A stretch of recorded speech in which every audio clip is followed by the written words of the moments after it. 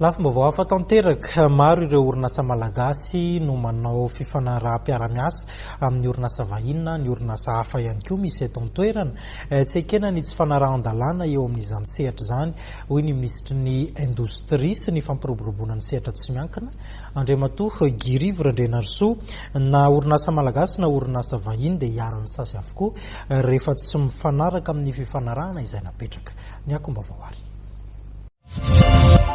Manome roa tokom-bolana na 3 herinandro an'ny orinasa mpamokatra siramamy Sukoma any Ambilobe sy Namaki izay ny sinono mitantana azy amin'izao, sy ny orinasa Vidzara izay nandray an-tanana ny fambandehanana ny orinasa mpamokatra siramamy Sirama ao Nosbe sy Brigaville. Ny ministry ny indostria sy ny fampiroboroboana ny sehatra tsy miankina Girivo Randrenarisoa mba handaminan'izy ireo ny raharaha sy andoavan'izy ireo ny trosan'ny fanjakana any amin'izy ireo. Maro dia maro ireo orinasa malagasy amin'ny fanjakana malagasy no fanao fifanarahana amin'ny vahiny na malagasy. Resaka eto amin'izany ny kahany Sukoma any Morondava, izay marina fa hoe nisy korotana tany dia nisy fampotehana. Sukoma any Morondava fa ao koa ny siranala zany, dia ao koa nefany izay ireo sinoro ihany no manofa sy manodina ny orinasa ny siramamy Ambilobe sy Namaki.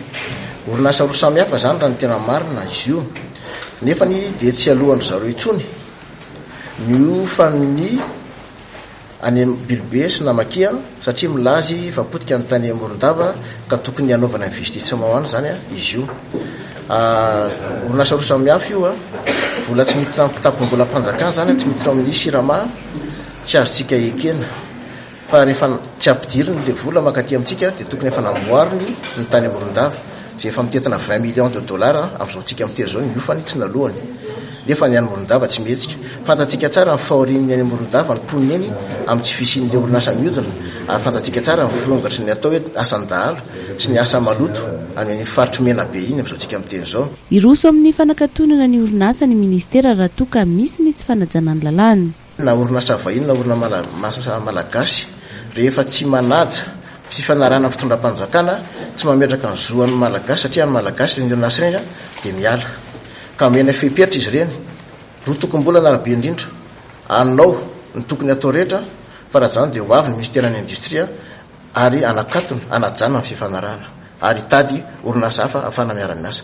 Ajaitsika ny lalàna malagasy, ajaitsika ny vahoaka malagasy, ary ny joroka mamisy ny indostria dia mametraka ny indostria sy ny mpiasa malagasy ary ny vahoaka malagasy ho tompon'ny taniny sy tompon'ny orinasa rehefa misy ny fifanarahana, indrindra fa orinasa malagasy any fanjakana malagasy.